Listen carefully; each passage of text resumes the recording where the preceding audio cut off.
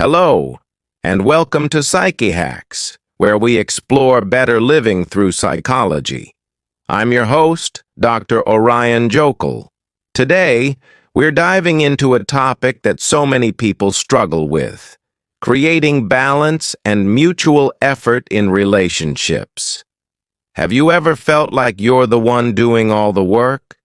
You're the one initiating contact, making plans, offering support, and trying to move things forward, while the other person seems to just be there? It's a frustrating and common experience in modern dating.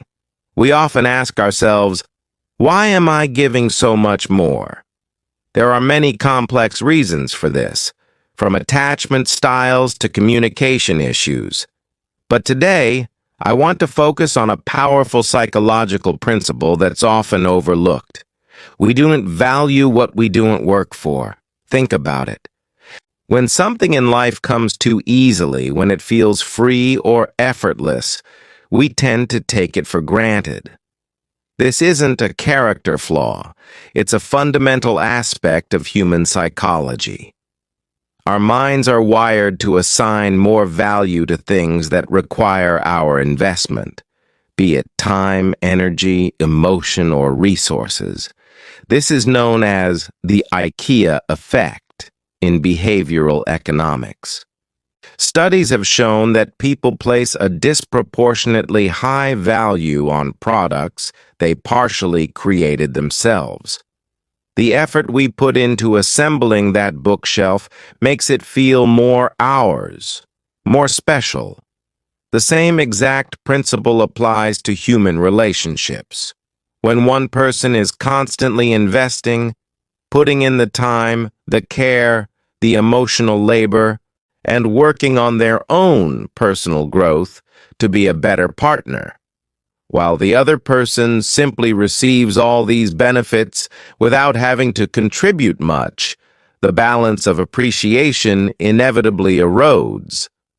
The giver feels drained and resentful, and the receiver, paradoxically, may start to value the relationship less. Why? Because from their perspective, it requires no effort. It's just there. Healthy, lasting relationships are not built on one-sided giving. They are built on mutual investment.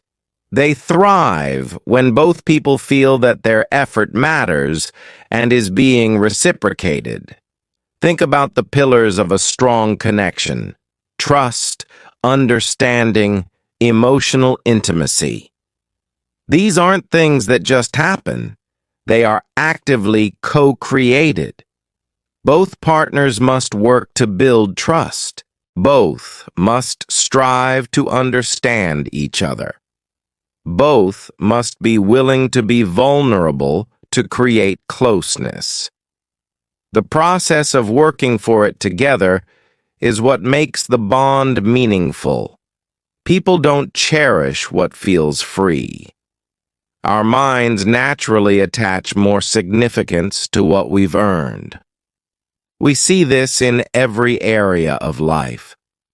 The degree you studied years for feels more valuable than a certificate you got online in an hour. The promotion you worked hard to get means more than a title that was just handed to you. Relationships are no different. The connection you and your partner built through shared challenges, open communication, and consistent effort will feel far more precious than one based on fleeting attraction or convenience. So, what can we do to foster this kind of balanced, mutually invested relationship? How do we avoid falling into the trap of overgiving and under-receiving? The first step is a shift in mindset.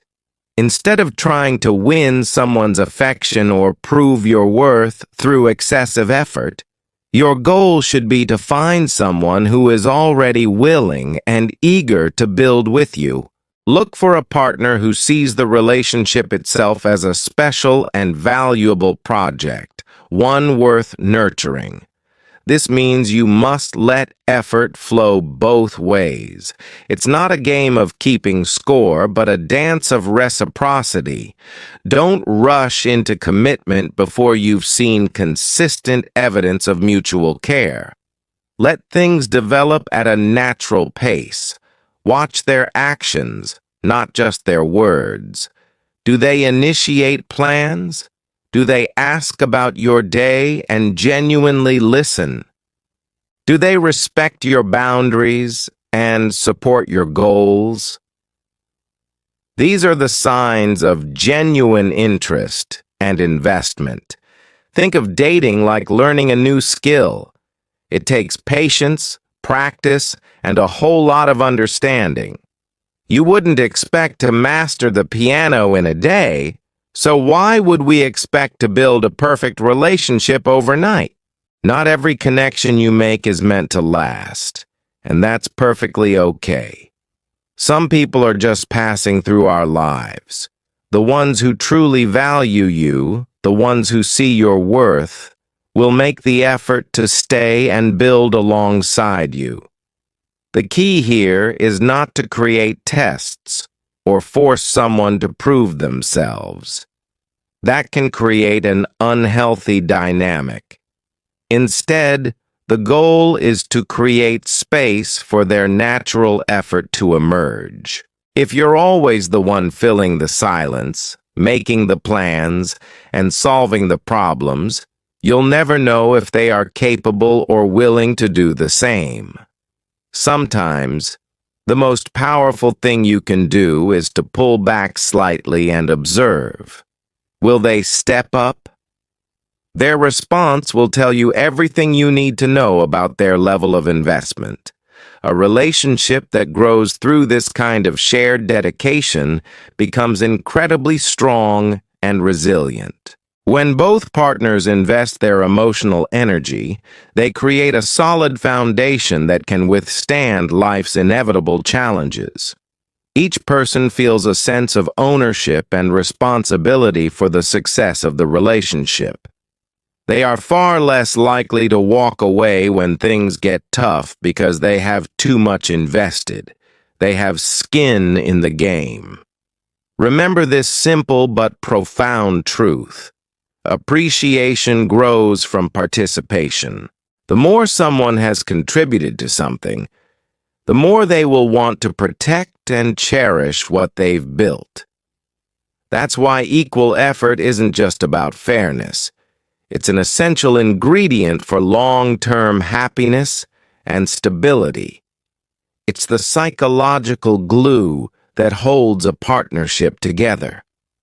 If you found these ideas helpful, I encourage you to explore them more deeply in my book, The Value of Others. In it, I dive into the psychology of how we connect, how effort shapes our attachments, and how we can build more fulfilling and balanced partnerships through greater self-awareness and understanding. It's available in ebook, audiobook, and paperback formats. You can find the links in the description below.